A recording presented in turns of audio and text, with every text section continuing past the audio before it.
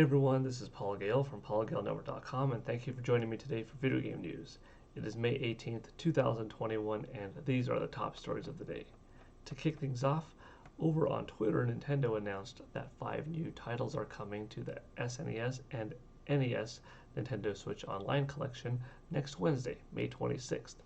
On the SNES side of things, they're giving us Super Baseball Simulator, Joe and Mac, or Caveman Ninja, Magical Drop 2, and Spanky's Quest.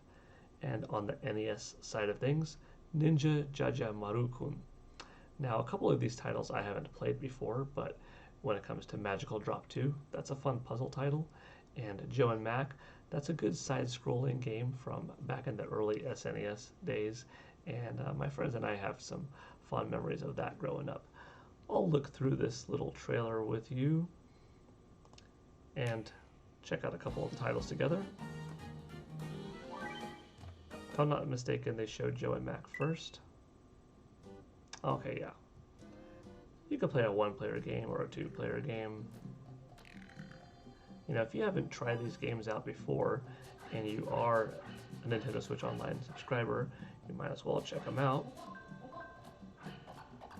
Maybe they won't have nostalgia for you if they're brand new, but you might have a little bit of fun seeing what was it like in the early 90s of playing games. I think this is Magical Drop 2. Yeah.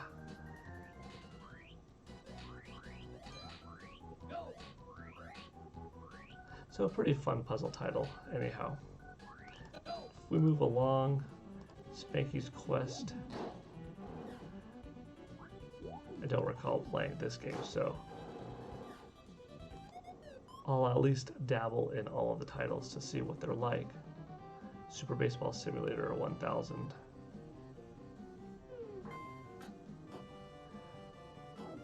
I rented a lot of obscure titles back in the Nintendo and Super Nintendo days. So there are some games that I played a little bit of here and there, but don't have a ton to contribute in talks to. This one right here is an NES title I have never played.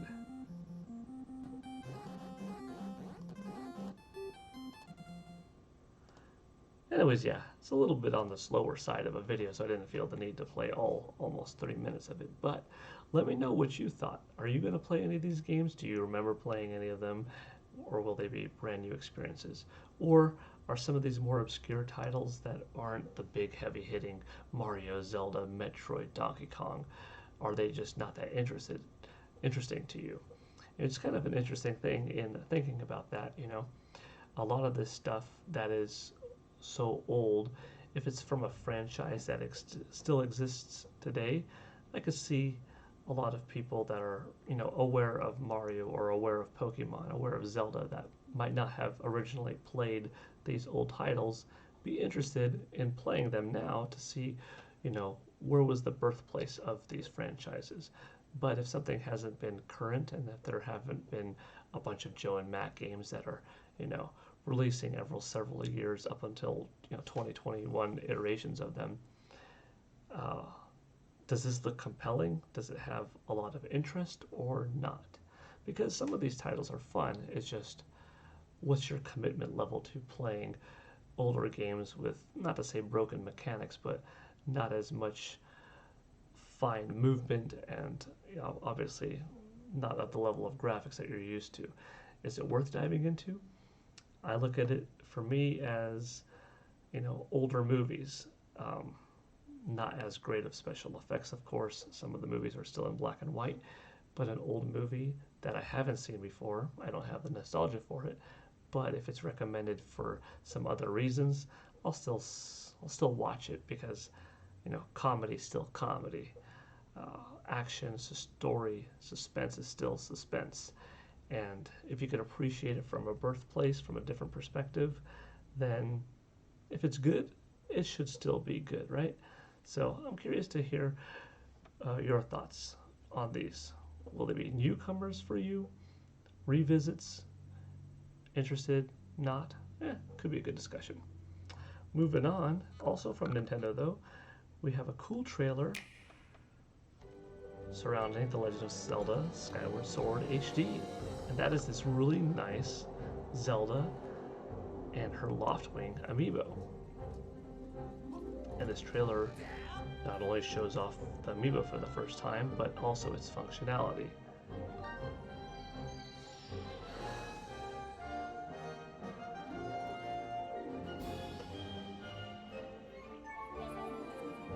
What the Amiibo will do is, after you place it, Fee will, she'll say right here, bring you back up to the sky. And that looks like it's going to be an Amiibo specific function, unless if Nintendo allows you to acquire this ability somewhere else in the game. Perhaps doing some other quest and unlocking some other item to do it. Don't know for sure though. And of course, if you're in the sky, put that same Amiibo back on the Joy-Con or on the Nintendo Switch Pro Controller, you'll hop back into that same spot. That's a really convenient teleporting feature. The fact that you could use it in dungeons is huge. This is going to really enhance some speed runs. You could be in a building in the sky and go back down into a dungeon. That's a pretty big function, actually. Releases July 16th. Let's take a look at that Amiibo if we could get a still image on it. Looks pretty nice, you know. Amiibo have come a long way. I was a fan of them day one. They actually came out, you know, alongside Super Smash Bros. For Wii U back in 2014. And I remember my son was being born at the same time. My son was born November 20th. My wife, her birthday, November 21st. And then right there, you got this release of Super Smash Bros. For Wii U and the birth of Amiibo. And I was always a fan of them, but the building quality has definitely gone up. They've also gotten more expensive on average, but you know, you look at an early Link Amiibo, you look at an early Princess Zelda, Bowser, Mario Amiibo, and you look at them now, sometimes you get a couple of characters on one stand. The stand's bigger, there's just more detail, the plastic quality seems to be better, and you're paying a little higher of a price, but it's worth it.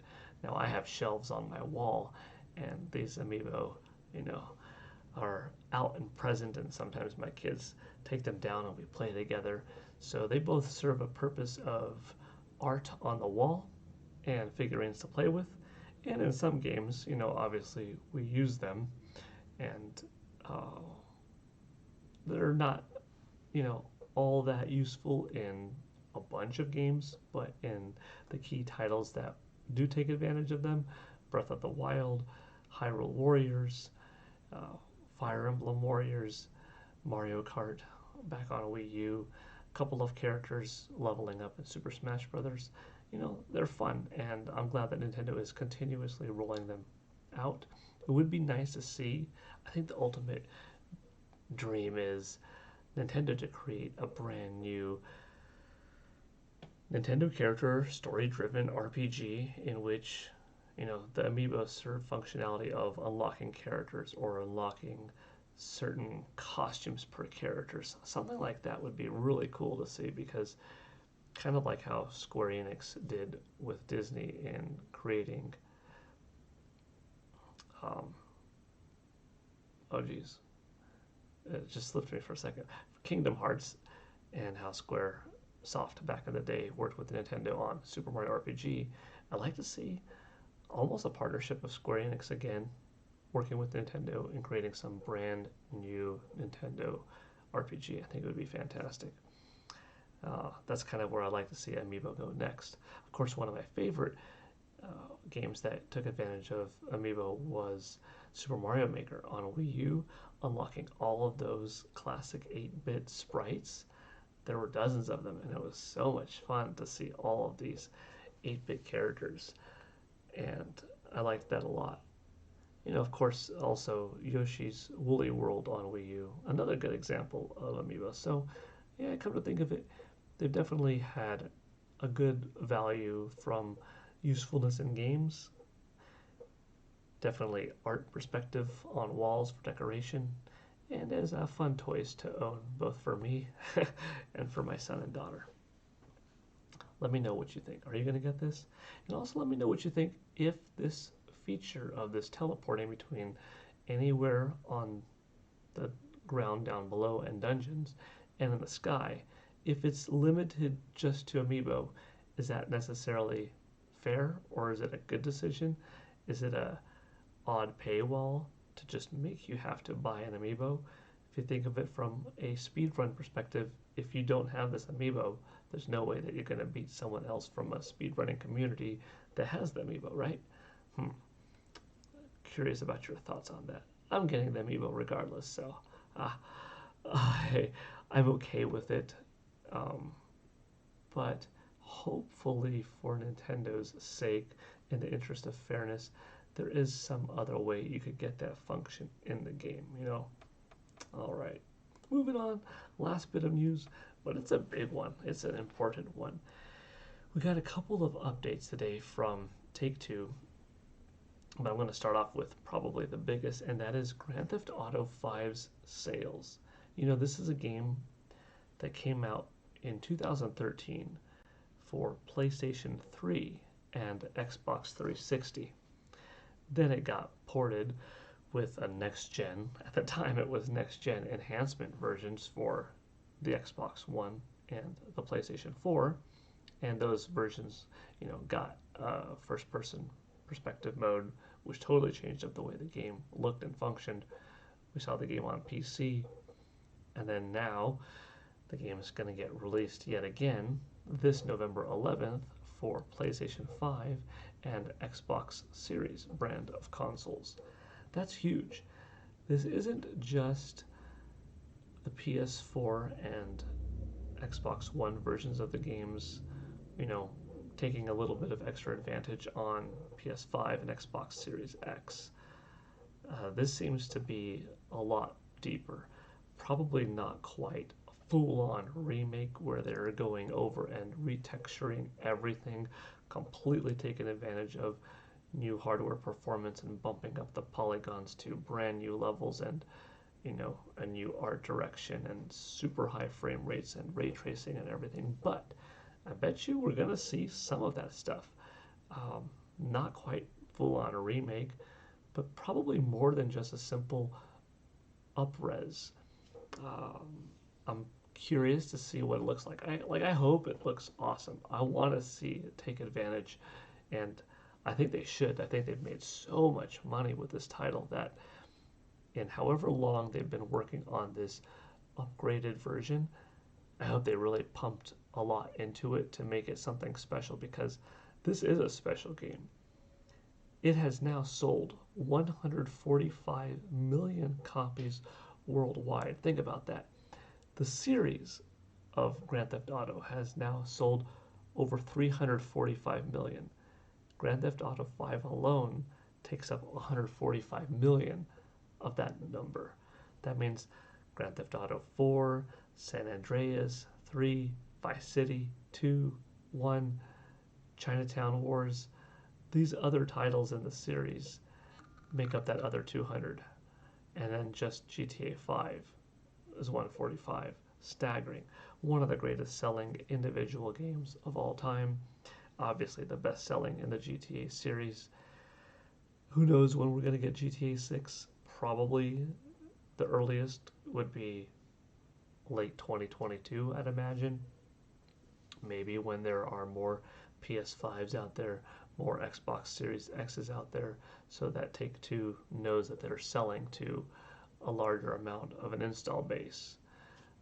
I think it's a missed opportunity. Personally, not having Grand Theft Auto 5 out now on the 85 million unit Nintendo Switch out there, we know it could definitely run.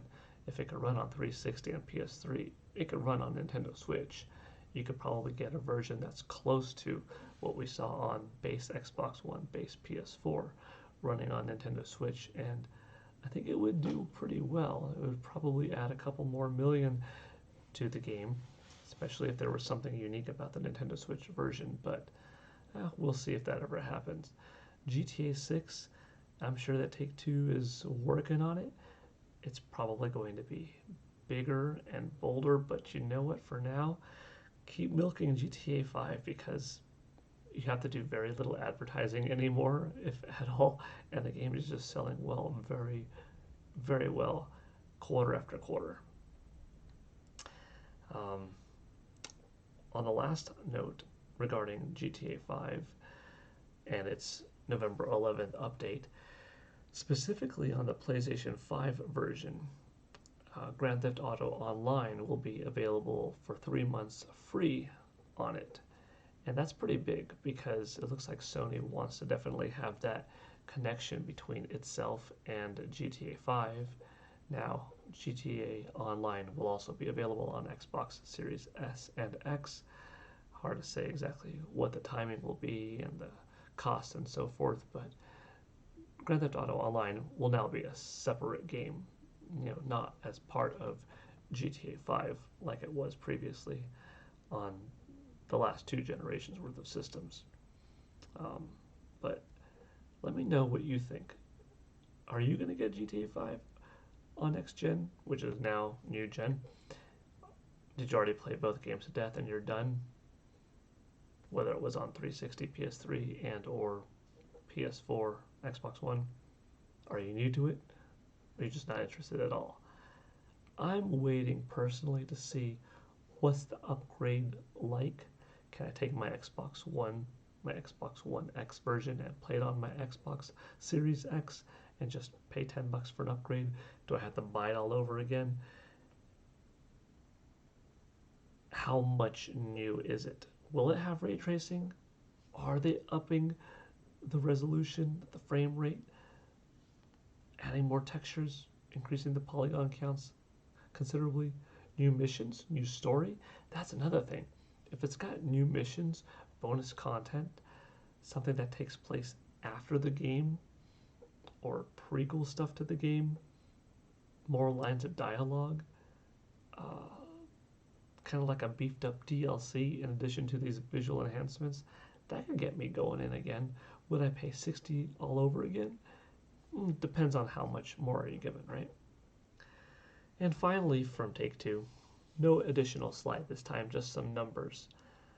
Like I said earlier, the GTA series has now sold 345 million, but Red Dead Redemption is at 60 as a solid number. Red Dead Redemption 2 at 37. NBA 2K series at 110. Borderlands series at 70. Specifically, you've got Borderlands 3 at 13, Borderlands 2 at 25, BioShock series at 37, Civilization series at 57, and PGA Tour 2K21 specifically at 2 million. Pretty good numbers overall. And you really look at Red Dead Redemption 2 occupying 37 of Red Dead Redemption 2 at 37 occupying a good portion of the Red Dead Redemption series total of 60. And I think the series is going to do well going forward. It'll be interesting to see what they come up with next for Red Dead, if anything. Alright, that's going to do it today for video game news. Not a whole lot of different topics, but a decent amount of fun for those few things that we talked about. Let me know what you thought. Thanks for watching. This is PGN signing out. I hope you all have a good one.